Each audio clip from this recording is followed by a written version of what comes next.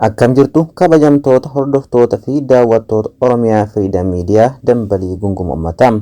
Kun qophii kenna utubaa haqaatii. Qophii utubaa haqaa kennarraatiin seenaa Liqii Iyyaasuu kan isin biraan geenu ta'aatii hanga xumura sagantaa kennatti turtiin keessan nu waliin haa ta'u jenna. Iyyaasuun abbaa isaa mootii Walloo Raas Mikaa'el fi haadha isaa intala Minilik Shawaa Raggaa irraa dhalate. Minilik ilma dhiiraa hin qabu ture. Taayituun yeroo aangoo irraa dhoorgamte dargaggoo mootummaa Minilik dhaaluuf qophaa'u jalaa gufuun tokko buqqa'e. Waggaa lama asitti bara 1903 bakka bu'aa isaa kan ta'e Bittuwaaddat Ras Tasammaa yeroo du'u immoo dargaggoo Iyyaasuun kan dorgomu ni dhabame.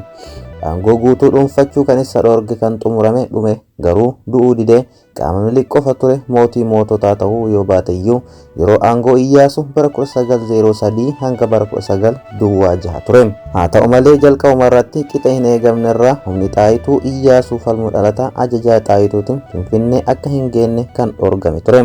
Raas abbaan nugusummaa irraa dhoorgamu Xaayituu akkuma bareen haamilee injifannootiin gara Finfinnee dhufee barcuma mootii Minilik qabachuu yaada kan jedhu oduun faca'e. Karaa tokkoon bakka Ras Tasammaa nama isaa ta'uu buusee karaa biraatiin ammoo Zawdituu fuudhee yeroo isiin muudamtu maqaa isiitiin bituudhaaf yaalan hamiin jedhus ture. Dubbichi kan bifa ba'ee meeshaa masaraa mootichaa keessa jiru qabaachuuf yeroo seenuudhaaf yaade ture. Wardiyyoonni masaraa fi Tawuraarii Gabra Maariyaamiin hoogganaman Hinseesni jedhanii jidduutti dubbiin cimaan erga dhalatee booda abuuniin jidduu seenee dhiigni odoo hin dhangal'iin qabbaneesse. Abaataanis gara naannoo bittaa isa jala jiru kan baatatti deebi'eef walii gale. Abbaa Iyyaasuu Raas Mikaa'eliif garuu kun gahaa hin turre. Aangoo seerri ilma isaatiif kennu mormitoonni itti baay'atanii waan rikkisaniif fakkaata. Rakkoo kana guutumatti dhabamsiisuuf loltoota 8,000 qajeelchisuun Finfinnee dhufe. Kana boodas Abaataa kan Baataa irraa waamsisee Maqdalatti erga hidhamee akka turu godhe. Raas Mikaa'el Finfinnee dhufe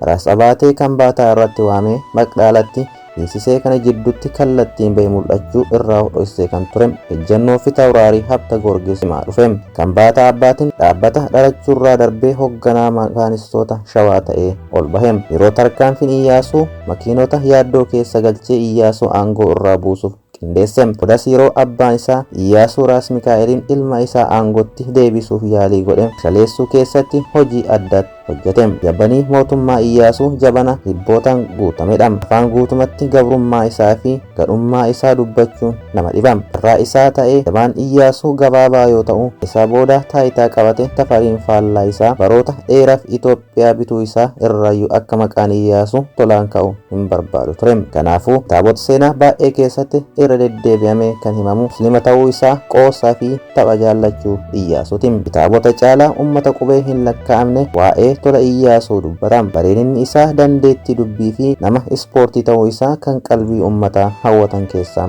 isa muraasa. Dhiqa dalagaa mootummaaf xiyyeeffannaa hin kennu jedhuufillee kan ta'e ijoollummaa isaa irraa kan dhufe jedhee falmaa fi ture uummanni. Iyyaasuun yeroon taayitaa isaa gabaabduu sana keessatti tarkaanfii hawaasummaa fi guddina dinagdee cimsuun jedhame tokko tokko fudhateera. Qabeenyi dhuunfaa akka kabajamuu fi gibirri yeroodhaan akka guuramu sirna himataa fi himatamaa walitti hidhee gidirsuu akka hafuuf tarkaanfii fudhateera.